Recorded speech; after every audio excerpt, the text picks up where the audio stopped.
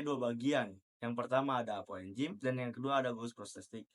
Yang pertama yaitu ada apoenzim. Apoenzim terdiri atas protein-protein yang ada. Yang kedua adalah gugus prostetik terdiri dari menjadi dua bagian. Yang pertama ada kofaktor dan yang kedua ada koenzim. Kofaktor yaitu isinya anorganik, contohnya seperti ion dan logam, dan koenzim contohnya senyawa ion yang contohnya seperti vitamin-vitamin yang ada. Di sini ada fungsi enzim. Fungsi enzim yaitu akan mempercepat reaksi 100 juta kali lebih cepat. Jadi fungsi enzim itu akan mempercepat reaksi 100 juta kali lebih cepat. Enzim dibutuhkan dalam jumlah yang sedikit. Nah, enzim itu memiliki sifat katalisator sehingga dibutuhkan dalam jumlah yang sedikit. Karena enzim tidak ikut bereaksi, maka katalis yang dibutuhkan juga sedikit. Biasanya, jika enzim tidak mengalami kerusakan, maka enzim bisa melakukan aktivitas kerjanya secara berulang kali. Yang pertama itu sebagai katalisator atau biokatalisator. Nah, sifat biokatalisator ini merupakan senyawa katalis yang memiliki fungsi untuk mempercepat suatu reaksi tanpa ikut bereaksi. Nah, artinya sifat ini itu hanya akan mempercepat reaksinya saja dengan cara menurunkan energi aktivitasnya. Yang kedua itu bekerja secara spesifik dan selektif. Enzim itu kan cenderung lebih spesifik gitu ya. Nah, artinya enzim hanya akan melakukan proses tertentu saja. Oleh karena itu, enzim itu hanya akan melakukan suatu reaksi pada bidangnya dan tidak melakukan reaksi pada yang bukan bidangnya lah.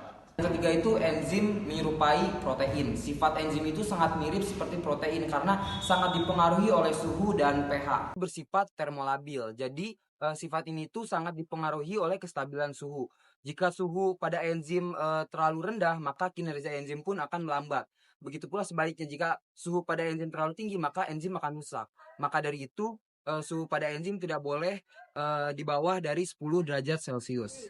Ini saya akan menjelaskan cara kerja enzim. Nah, cara kerja enzim itu ada dua teori.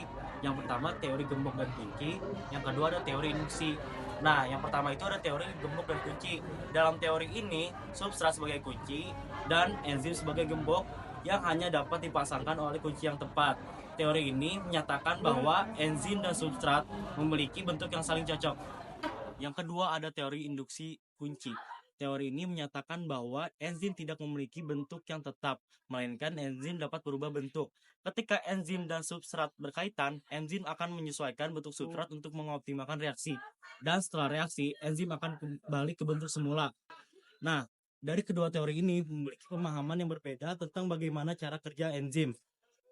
Teori gembok dan kunci memiliki bentuk yang saling cocok, sedangkan teori induksi enzim yang menyesuaikan bentuk substrat. Halo, di sini saya akan menjelaskan tentang faktor-faktor yang akan mempengaruhi cara kerja enzim. Di sini ada beberapa faktor yang akan mempengaruhi cara kerja enzim. Yang pertama itu ada suhu, kedua ada pH, ketiga ada aktivator dan inhibitor, yang keempat ada konsentrasi enzim dan konsentrasi substrat. Di sini yang pertama saya akan menjelaskan tentang faktor-faktor yang mempengaruhi cara kerja enzim. Yang pertama ini ada suhu. Kenapa sih suhu bisa menjadi faktor yang mempengaruhi cara kerja enzim? Pertama, enzim itu membutuhkan suhu yang optimal untuk mereka bekerja. Dengan kata lain, jika suhunya tidak normal, enzim tidak akan bekerja untuk sepenuhnya optimal. Yang kedua, ada perubahan pH. Kenapa sih pH itu dapat mempengaruhi cara kerja enzim? Nah, pH itu atau perubahan pH dapat mempengaruhi perubahan asam amino sisi aktif sehingga menghalangi penggabungan atau memperhambat penggabungan dari substrat dengan sisi aktif enzim. Nah, yang ketiga itu ada aktivator dan inhibitor, yang dimana aktivator dan inhibitor yaitu memiliki cara kerja yang berbanding terbalik antara satu dengan yang lain.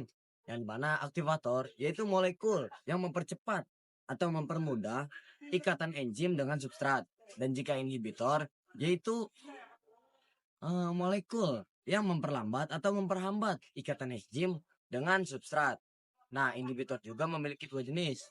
Yang pertama, ada inhibitor irreversible atau yang berikatannya kuat. Yang kedua, ada inhibitor reversible atau yang berikatnya itu lemah. Nah, yang keempat, ada konsentrasi enzim dan konsentrasi substrat.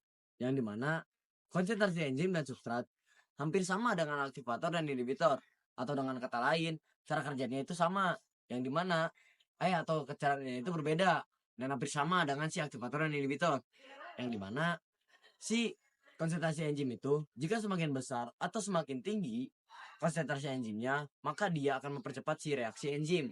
Dan jika si konsentrasi substrat, jika dia makin tinggi atau semakin banyak, dia tidak akan mendapatkan efek apapun atau dia tidak akan memberikan efek kecepatan reaksi.